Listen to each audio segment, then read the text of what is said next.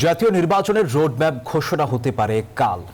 অবসান হতে যাচ্ছে ভোটের দিনক্ষণ নিয়ে নানামুখী কৌতূহল আর সংশয় সন্দেহ। 12 ফেব্রুয়ারি হতে পারে সংসদ নির্বাচন। জুলাই বিপ্লবের বর্ষপূর্তিতে বিকেলে সনদ ঘোষণার পর রাতে জাতির উদ্দেশ্যে ভাষণ দিতে পারেন প্রধান উপদেষ্টা।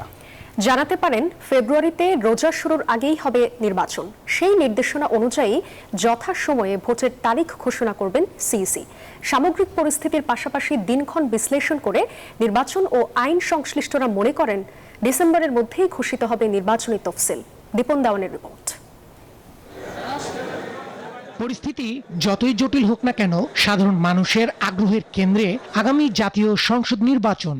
ফ্যাসিবাদী আমলে বছরের পর বছর ভোট দিতে না পারায় অন্তর্বর্তী সরকারের অধীনে সুষ্ঠু ভোটের স্বপ্ন সাধারণ মানুষের।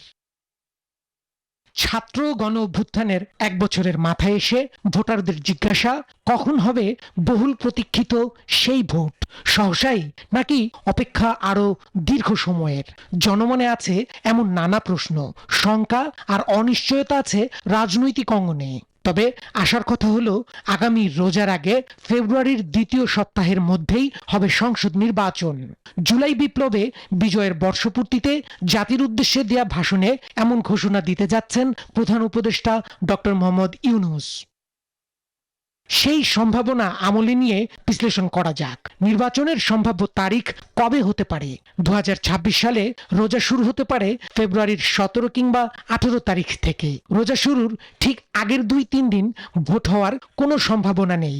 14 ফেব্রুয়ারি পহেলা ফাল্গুন ও বিশ্ব ভালোবাসা দিবস।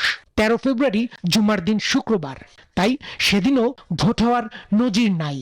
ফলে ফেব্রুয়ারির দ্বিতীয় সপ্তাহে হলে 12 ফেব্রুয়ারি বৃহস্পতিবার ভোট হওয়ার সম্ভাবনা সবচেয়ে বেশি। মধ্য ফেব্রুয়ারি থেকে রোজা আরম্ভ হবে, সম্ভবত 18 ফেব্রুয়ারি থেকে সম্ভবত রোজা আরম্ভ হবে। সে কারণে রোজা আরম্ভ হবার অন্তত সপ্তাহখানেক আগে যদি নির্বাচনটা শেষ হয়, তাহলে আমার মনে হয় প্রত্যেকটা রাজনৈতিক দলের জন্য, দেশের জনগণের জন্য সুবিধাজনক একটা পরিবেশ আমি মনে করি যে বিদ্যমান থাকবে। নির্বাচনের একটা নান্দনিক প্রক্রিয়া হলো ভোটার তালিকা। ভোটার তালিকার কার্যক্রম ইতিমধ্যেই নির্বাচন কমিশন মোটামুটি শেষ করে নিয়ে আসছে। বান্ডেল থাকলে প্রতি সেনমানিতে টাকা বাঁচবে। বিকাশ সেনমানি বান্ডেল কিনে জিতুন প্রতি লেনদেনে। এটা হালনাগাদ প্রক্রিয়া ইতিমধ্যেই শেষ করেছে। ভোট যদি হয় 12 ফেব্রুয়ারি, তাহলে তফসিল হবে কবে? কি আছে আরপিও আর নির্বাচনী বিধিমালায়? গত 12টি নির্বাচন বিশ্লেষণ করলে দেখা যায় তফসিল ঘোষণার পর থেকে সর্বনিম্ন 37 দিন থেকে সর্বোচ্চ 68 দিনের মধ্যে অনুষ্ঠিত হয়েছে ভোট গ্রহণ।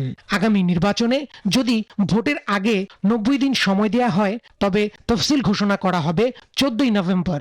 60 দিন আগে হলে তারিখটা হবে 14 ডিসেম্বর। আর যদি ভোটের প্রস্তুতিতে 45 দিন সময় দেয়া হয়, তবে তফসিল ঘোষিত হবে 29 ডিসেম্বর। ফেব্রুয়ারির প্রথম দিকে হয়, তাহলে ডিসেম্বরের শেষে কিংবা ডিসেম্বরের মধ্যে সম্ভবত তফসিল ঘোষণা করা হবে।